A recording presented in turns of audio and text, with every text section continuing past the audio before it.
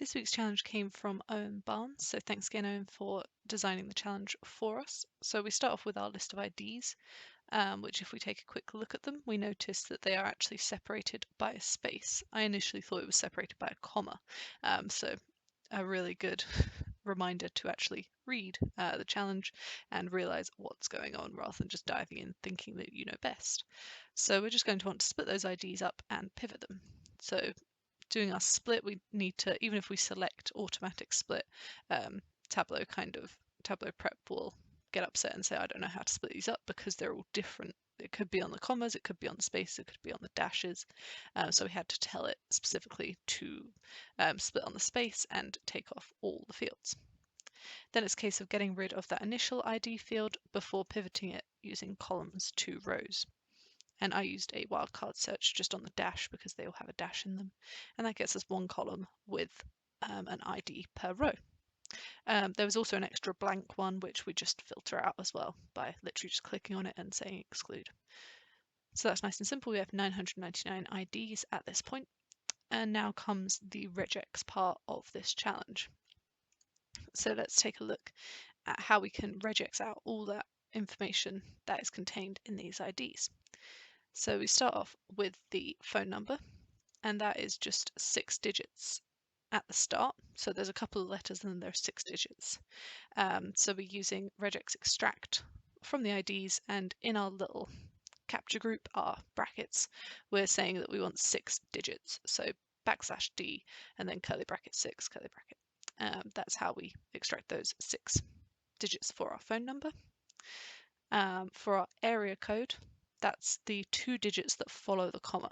So how our expression changes from that calculated field to this one is that we just have a comma before our capture group, so outside of the capture group. And then we want 2 digits that follow that. Nice and simple. Next, we want the letter that follows our area code.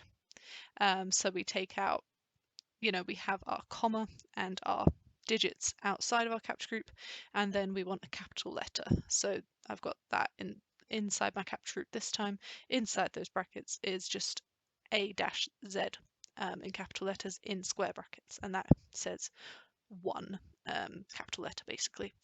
There are many different ways that you can write these expressions, but I tend to use the ones that just pop into my mind first. Yours might be different.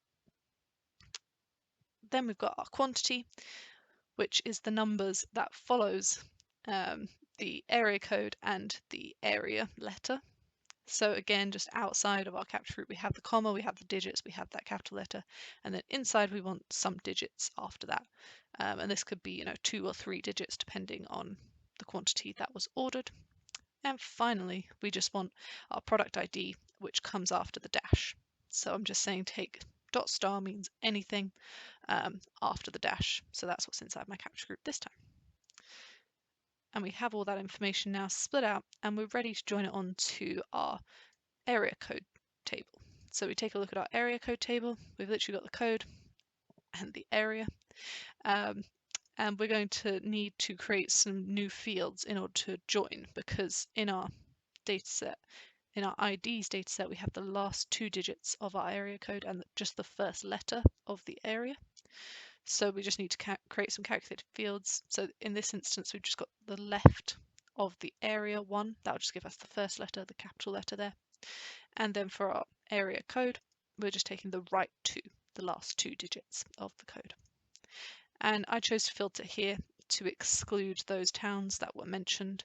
You can do it after the join, completely up to you, but I use the filter selected values, and I chose to exclude those specific ones. So if I clicked on Aberdeen now, that would add Aberdeen to the list to filter it. Okay, so I haven't actually filtered there. That's all kept the same. But now I can join on my area first letter and area code last 2. And get rid of all the unnecessary fields. So I'm left with just 6 fields. So my product ID, my quantity, phone numbers, IDs, code, and area. I'm not sure if the IDs is necessary to be left in. I don't think it is. I think we kind of ignore it when we get to the aggregate step anyway. So you could probably take out the IDs at this step too. So now we're ready to join onto our product lookup, and that is just our product ID that we're joining on now. And we're now looking to calculate our revenue, which is just our quantity times by our price. So we need to do a little bit of cleaning up of those fields. So we need to turn the quantity into a number, and we need to turn the price into a number as well, but replacing the pound sign with nothing. And then doing that calculation for our revenue. Then we're just summing up our revenue based on the area and the product name. And finally, we're looking to do some ranking. So, okay, we have to round our revenue to 0 decimal places first, and then we're ranking. Let's just open that up to show you what that looks like. We're grouping by our area, and we're ranking our revenue in descending order.